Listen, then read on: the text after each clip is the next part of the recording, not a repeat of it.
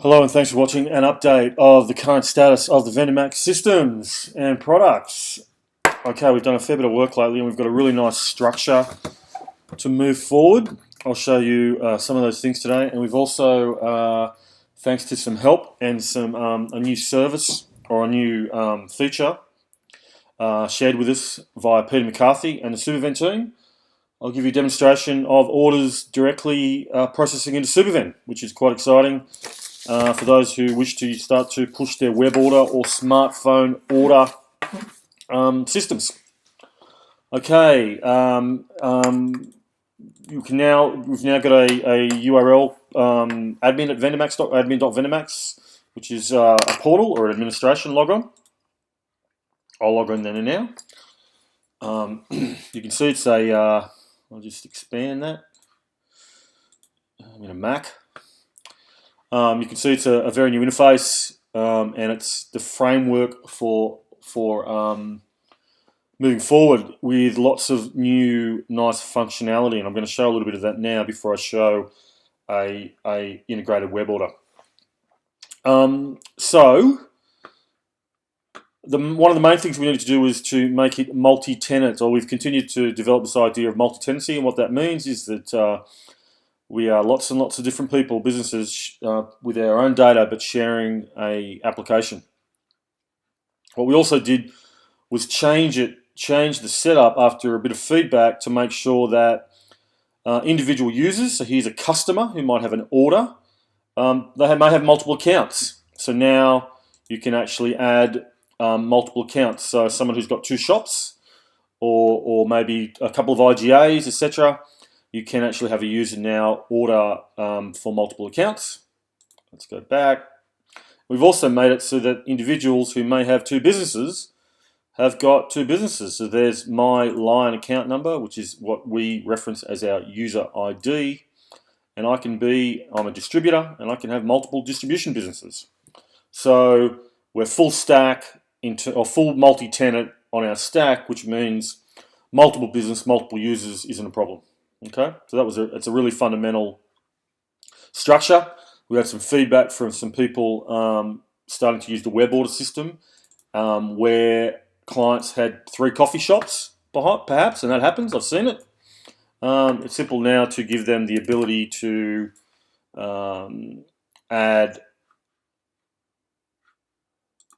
a new account. So there we go. That customer now, that test client now, who is a standard user, which means they're a customer, has got 3 accounts that they link to, which means they can order for those 3 accounts. Okay, so that was a fundamental change to the backbone of the system, and it's working very well. We can now go to some of the nice things that we're now starting to be able to do. We've brought in a little bit more reporting. Some examples of reporting in this sort of environment. We all know the A-check, so I'm logged in as an administrator, so I'm now going to change my profile to be my milk etc. That's my line account number, milk etc. milk business. So here I am. I just moved from administrator. I'm now milk etc. You can see my logo for milk etc. is up here, and I'm acting as a distributor. Okay.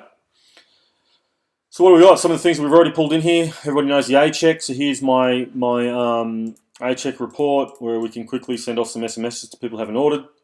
We've upgraded this now after seeing some bigger users directly process into stored orders and not using the order entry tab, which is fine. So we've recreated that A-check process to now be able to use stored orders as well.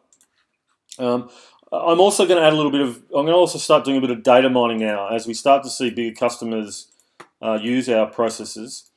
I'm going to bring in data, for example, into this shot of, did a customer order on the same day last week, or is this customer active? So as businesses start to manage more orders and more customers, but their close times don't change, the ability to data mine that will become more useful and more relevant. So, and I like playing with that sort of stuff. So I'll do a bit of data mining on these views, and you'll see those just immediately pop up. Some of the other things, churn is back in. So this is showing me and my data's a little bit stale, showing me customers who haven't ordered in the last 7 days. That's the churn report. We've actually added the start of our logistics reporting. So here is, very quickly, my volume by truck by day. It's Monday. Here is Tuesday. 1 truck on a Tuesday. Here is Saturday. 3 trucks on a Saturday. Volume by route. Very quickly. Now let's have a look at it the other way. Let's have a look at this truck. And this truck is going out on Friday and Monday. Well, this truck I know is going out most days. Or Friday, Monday and Saturday.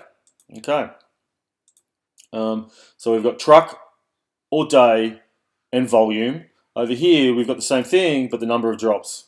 So on Tuesday, 240 is taking 2 drops. And that's actually the drop to the Lion head office on 240. Let's change it to 239. So 239's got 43 drops on a Friday, 62 drops on a Monday, and 42 drops on a Saturday. 3.7 volume on a Saturday, 3.2, 2.6, and an average up here of 3.1 for that truck. Okay. Nice bit of, these are called widgets that we've dropped in here. Nice widgets, but you can see that with this sort of framework, we've got the ability to drop lots of charts in here and access them quite easily and nicely. So, yeah, give us some feedback. Let us know what sort of data you think will be really helpful. I've also added some debtors analysis in here. I think debtors is one of the areas that when you're running bigger businesses, you really need some help on. A few people have asked for help in debtors before. I think we've got something pretty clever in here now. Remembering at the moment, we are all loading our data from Superven. So Superven continues to be the core, what I might even call the core API, the tool that is managing the core transactions, but we are sitting on top of that transaction engine and using these tools to help you manage that data in that transaction engine. And that might be a nice way to look at what's actually going on here. So here's where we've pulled out all the debtors information.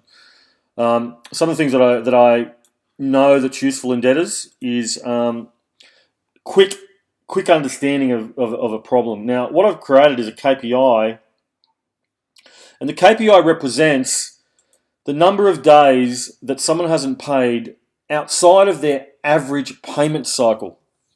And that's useful because a lot of companies, even though you're on 7 days, or you might tell them they're on 31 days, a big office, for example, or a big payment payer might pay 14 days post the end of the month.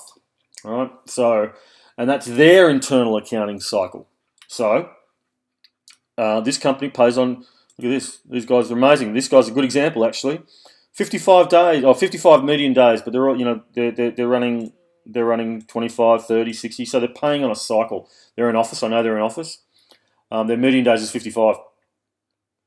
They've got, in Superven we've given them the payment of 30. Doesn't mean much. What actually means something is the payment reflective to, what they usually do, and to identify quickly whether someone's out of turn.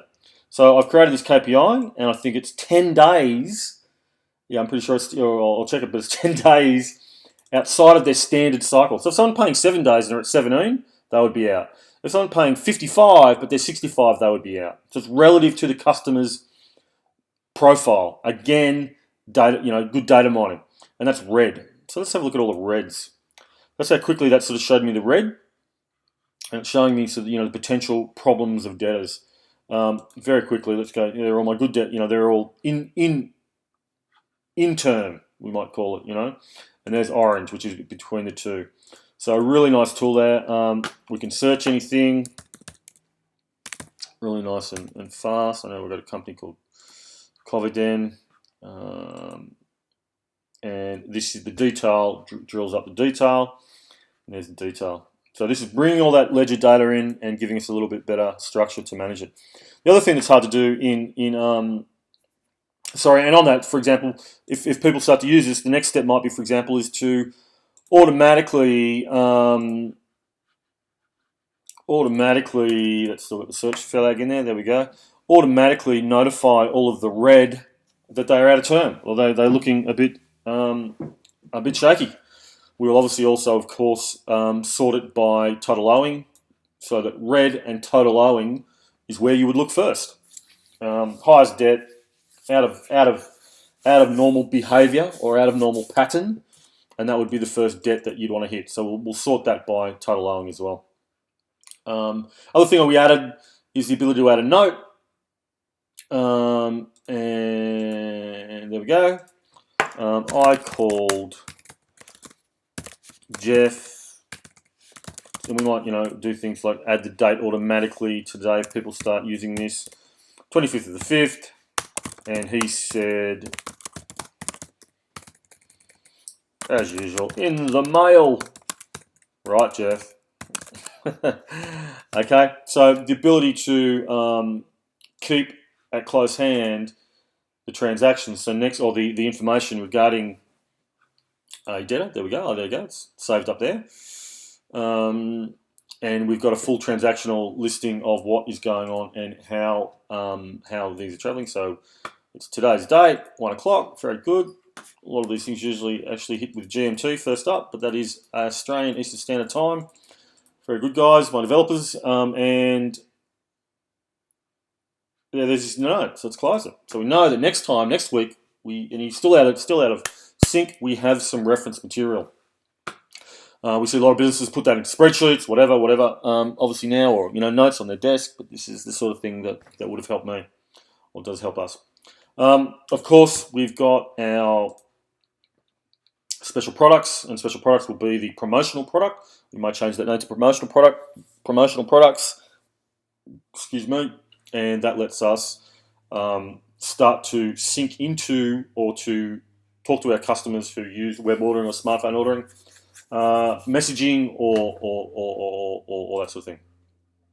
So the orders page is slightly changed. Because I'm going to an orders page, I'm getting into the specifics. I need to know a customer. So I'm going to choose an account. There we go. So there's the special that's come up. If I choose yes, it'll automatically put a product into the order tab. I'm going to say no thanks. We've added better search functionality. Super fast. This stuff all runs in what's called, or what's in the UI, so it's super fast. It's more of a single page application in the user interface in the browser. Really change the way of these applications work. It's really great. There's all the DAREs, etc. We've started to build. You see some nice animations. The guys have added a little bit more animations.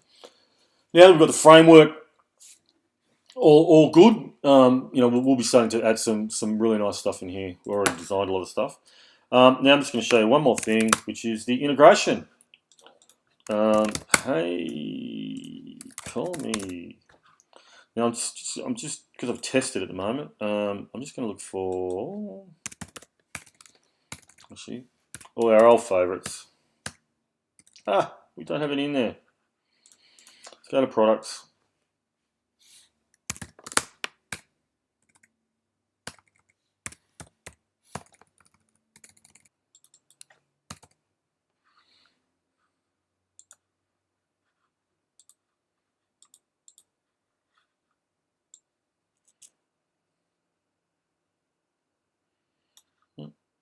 There it is.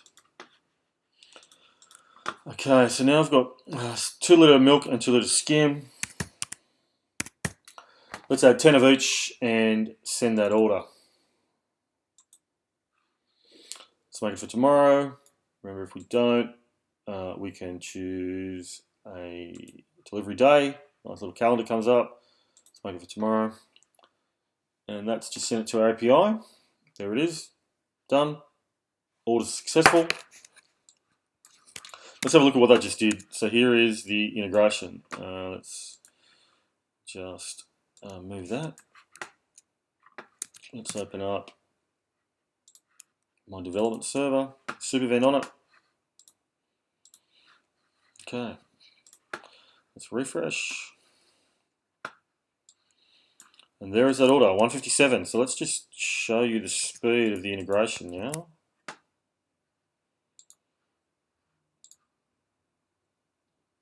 Let's just make that a bit smaller.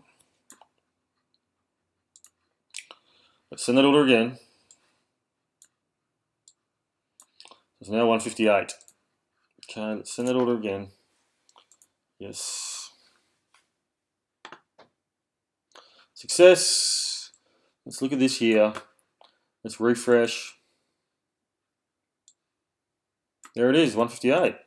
So that is the time taken for the order to be available to the landscape or the computer that Superven sits in. So now what have we got to do to get that order into Superven? Well, this is where the new tool that has been provided by the Superven team, thanks very much guys, is in. So we go click, double click, it's running, it's processing, and the order has been imported into Superven. Let's have a look.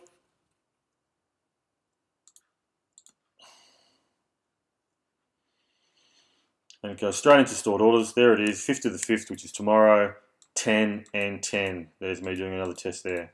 Okay, so web orders, smartphone orders, straight into Superven in the matter of, I think that was about 12 seconds to get it to here, and maybe another 4 or 5 seconds to run this process.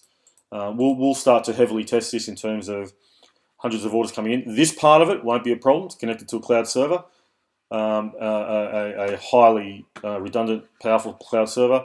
We'll test, the speed of this particular new process, running multiple orders in over the next few days, or when we get some more web orders flowing through or some high volume. Once again, this part of the process from here, once our order is presented here, this part of the process is using a new Superven tool, which was shared to us via Peter McCarthy and the Superven team. So thank you very much for that, guys. That could be very useful. Note that also it must be running on the new Superven SQL version. Okay, it will not run on the old Superven version, this new tool. Okay.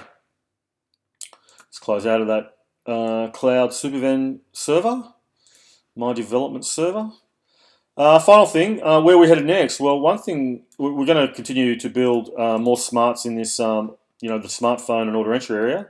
They're pretty good at the moment, but there's lots of things that we can do. We can maybe force full box, so we can maybe say, well, actually, you can only put in 18, you can't put in 19. They're pretty simple things to do.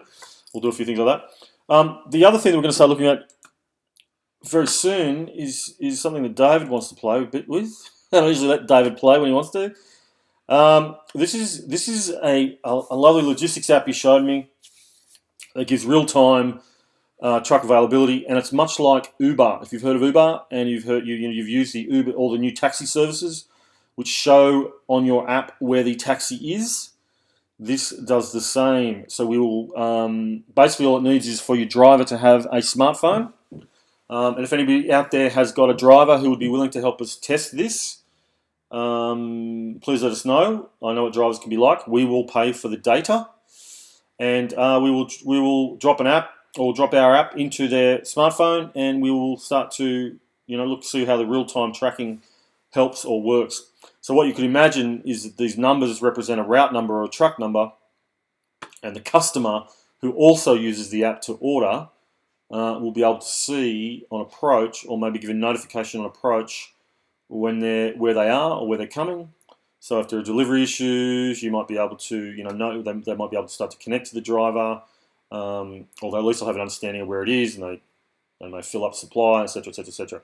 So this is utilising a lot of the things that are very powerful out there and are fairly standard in courier, well, not standard, but in the new businesses, Uber, some of the new big businesses that are that are doing amazing things. This is the sort of technology they're using. So David showed me this, and yeah, we're pretty excited about having a little play. So if you've got a driver out there that doesn't smash his phone and has a smartphone, and you'd like to have a go with us, let us know, please, or we will. I'll obviously get Steve onto it, one of our main drivers.